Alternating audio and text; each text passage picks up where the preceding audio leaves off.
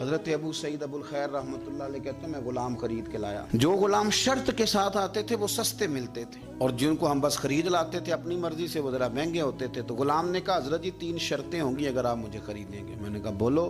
کہنے لگا پہلی شرط یہ ہے کہ میں سارا وقت آپ کی بات مانوں گا، پر اذان ہوگی تو پھر میں کسی کی بھی نہیں سنوں گا، پر میں جانوں میرا رب جانے.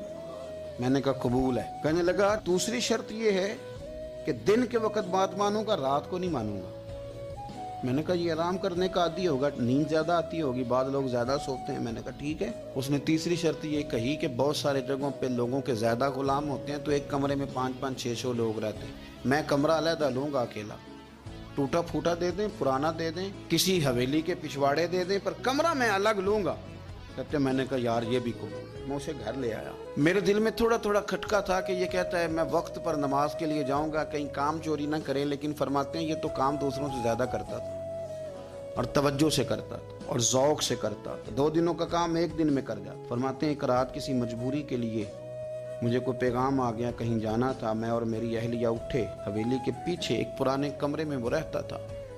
جب ہم اس کے قریب سے گزرے تو اس کے کمرے کی عجیب حالت دیکھی کہ زمین سے آسمان تک نور ہی نور.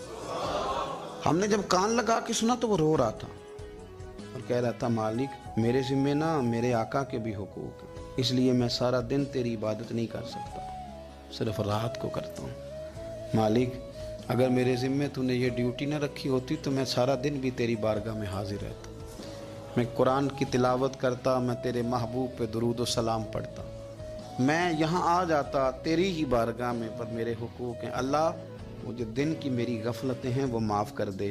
حضرت فرماتے ہیں بڑا ذوق بڑا شوق، ہم نے جہاں جانا تھا گئے نہیں، واپس آ گئے. رات ہم نے اس کو مداخلت کرنا اور تکلیف دینا مناسب نہ جانا. صبح کی نماز کے بعد میں نے طلب کیا اور میں نے اسے بلا کر کے کہا کہ میاں تو آج کے بعد آزاد ہے، ہماری کوئی ذمہ داری تیرے اوپر نہیں، تو سارا دن قرآن شریف پڑھ، درود پاک پڑھ، اپنی مرضی سے چل.